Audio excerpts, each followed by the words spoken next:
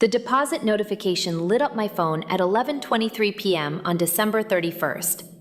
$127,000, my first year's profit, sitting in an account I'd opened in secret 9 months earlier.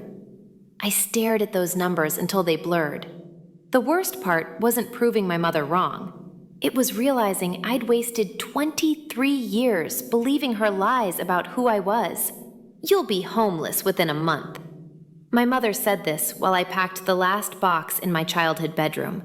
Not with concern, with certainty, like she was predicting the weather. She stood in the doorway, arms crossed, watching me fold clothes I'd bought with my own money from my marketing coordinator job. The job she'd called embarrassingly mediocre at Thanksgiving dinner in front of 17 relatives. "You don't know how to pay bills. You can't cook. You've never lived alone." She counted each failure on her French manicured fingers. "You need me. You've always needed me." For 23 years, I'd believed her. Every decision filtered through her judgment. Every accomplishment was minimized. Every dream redirected toward what she thought I should want. When I got promoted to senior coordinator, she asked why I wasn't in management yet. When I saved $15,000 for this apartment, she said it wasn't enough for real independence. When I mentioned starting a consulting side business, she actually laughed. "Consulting? Sweetheart, you can barely manage your own life." My best friend Kimberly helped me load the U-Haul that morning. She'd watched my mother's performance in the bedroom doorway. "You know she's full of it, right?" Kim said, shoving a lamp into the truck bed. "You've been handling your own finances since college.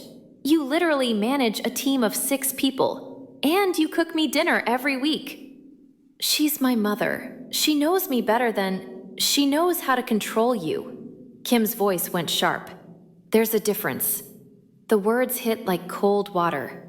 23 years of, "I'm just trying to help you," and "No one will love you like I do," and "You're too sensitive," suddenly looked different from the outside. That night, in my new studio apartment, I made a list.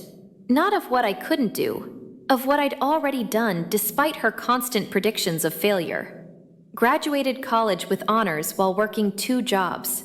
Built a savings account she didn't control. Earned 3 promotions in 4 years. Maintained friendships she called wastes of time. Learned to cook, clean, budget, and function like an actual adult. I'd been surviving without her my whole life. She just convinced me I wasn't. The consulting idea wouldn't leave me alone. For 2 years, I'd watched my company pay external consultants $200 per hour for social media strategy I could do in my sleep. I'd drafted campaigns that increased engagement by 340%. I'd trained new hires who went on to win industry awards. My mother's laughter echoed every time I opened my laptop to start a business plan. "You can barely manage your own life." But at 2 a.m. on a Tuesday, 6 days after moving out, spite proved stronger than fear. I registered the LLC. Cost? $125. Business name, Resonance Digital Consulting. I'd always loved that word, resonance. The idea that some messages vibrate at exactly the right frequency to move people. My mother's messages had vibrated at the frequency of control. Mine would be different. I told myself I'd be thrilled with 1 client. Just 1 person willing to pay me for skills my mother said were worthless. I got 4 in the first month. A local boutique needed Instagram strategy. A life coach wanted email campaigns. A startup required complete brand messaging. A real estate agent needed content. Calendars. I worked my coordinator job from 8 to 5, then consulted from 7 to midnight. Weekends disappeared into client calls and content creation. My studio apartment became command central. Laptop on the kitchen table, ring light in the corner, whiteboard covering 1 entire wall. Kim brought me coffee one Saturday and stopped in the doorway. "This looks like the opposite of barely managing your life." The boutique sales increased 67% in 6 weeks. The life coach's email list tripled. The startup landed investor meetings based on messaging I'd crafted. The real estate agent closed 4 deals from my content. They told their friends. Their friends called me. My phone started ringing with numbers I didn't recognize. In month 2, I matched my full-time salary with consulting income alone. My mother called on a Sunday afternoon. I'd been avoiding her calls for 8 weeks, sending occasional texts. Busy with work. I'm fine. I'm coming over. Not asking, announcing. She arrived at 4 p.m. with Thai takeout, my favorite, which felt like a weapon. Her eyes scanned my apartment with the precision of a health inspector. It's smaller than I thought. It's perfect for me. She set the food on my table, noticed my laptop and client folders, the whiteboard filled with campaign timelines. Still playing with that consulting fantasy? The word playing did something to my spine. Straighten it. I made $8,000 last month from that fantasy. Her laugh came too quickly. Sweetheart, that's not sustainable. You'll burn out. These little side hustles always... I'm quitting my job. The words came out before I'd fully decided, but once they hit the air, I knew they were true. I have 12 clients now. I'm booked through next quarter. The math works. The temperature in the room dropped 10 degrees. You're making a mistake. Her voice shifted to the tone that used to make me apologize for things I hadn't done wrong. You're being impulsive, reckless. This is exactly why you need guidance. I need you to leave. She didn't leave. She escalated. You're going to fail, and you'll come crawling back, and I'll have to pick up the pieces like I always do. Her voice climbed higher. You don't have the discipline, the intelligence, the business sense. Get out. I'm your mother. I'm trying to protect you from what? My voice surprised us both. From success? From proving you wrong? From discovering I never actually needed you in the first place? The silence lasted 3 heartbeats. Good luck surviving without me. She grabbed her purse, headed for the door. Don't call me when this falls apart. I won't. The door slammed. The Thai food went cold on my table. I sat on my second-hand couch and cried for 20 minutes.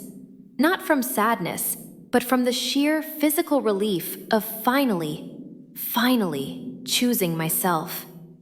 Then I opened my laptop and got back to work. I quit my job 3 weeks later. My manager understood. We knew you were too good for this role anyway, she said, and became my 13th client. Month 4, $14,000 in revenue. I hired a virtual assistant. Month 6, $22,000. I raised my rates and lost 2 clients who were replaced by 4 better ones. Month 8, I spoke at a marketing conference, landed 6 corporate clients who paid retainers. Month 10, $35,000 in a single month. I moved to a 1-bedroom apartment with actual sunlight. My mother sent texts periodically. How's the business going? Just checking in. Miss you. Saw an article about failed startups. Made me think of you. I didn't respond. Kim had taught me that silence was an option. The work kept coming. Referrals from satisfied clients, speaking opportunities, a guest spot on an industry podcast, an invitation to write for a major marketing publication. Every success felt like removing another brick from the wall my mother had built around my potential. December 31st, the deposit notification. $127,000. I screenshotted it and stared at the number for 5 full minutes. 6 figures in 1 year, in the business my mother said would fail within weeks. I thought about calling her. Imagine her voice. Well, that's good for a first year, but it's not a stable income. Or, let's see if you can repeat it. or some other way to shrink my achievement back down to manageable size. Instead, I called Kim. "I did it." "You did it."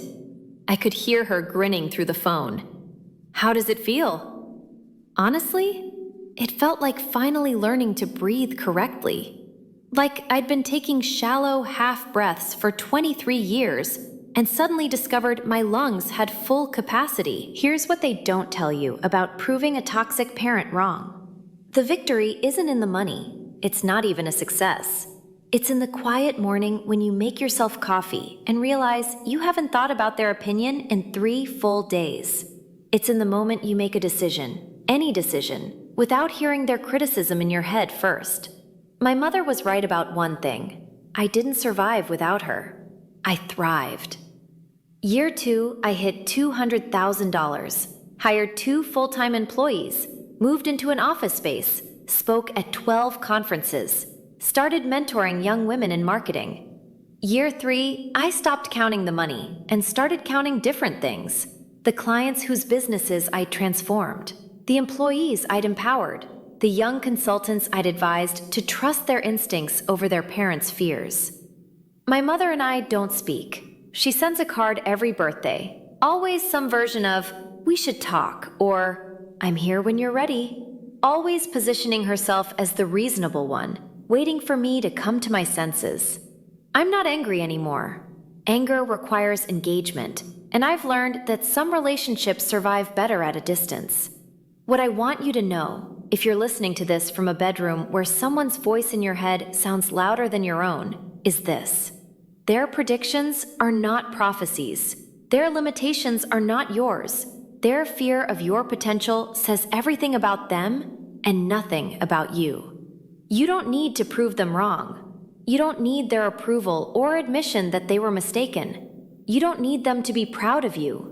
You just need to start. One client, one decision, one moment of choosing your own voice over theirs. The business was never about the money. It was about learning that my mother's version of me was fiction. The real me, the capable, creative, intelligent woman who'd been there all along, just needed permission to exist. I gave myself that permission. And if you're waiting for someone else to give it to you, this is your sign. You already have everything you need. You always have. Last month, I got an email from my assistant. A woman wanted to book a consultation. Someone had referred her from a conference talk I'd given. The name made my hands freeze on the keyboard. It was my mother's best friend, the one who'd been at that Thanksgiving dinner when my mother called my job embarrassingly mediocre. I took the call. She wanted to hire me. Her daughter was starting a business and needed a marketing strategy. She'd seen my work, heard about my success, thought I'd be perfect. "Your mother must be so proud," she said. I smiled. I wouldn't know, and I meant it.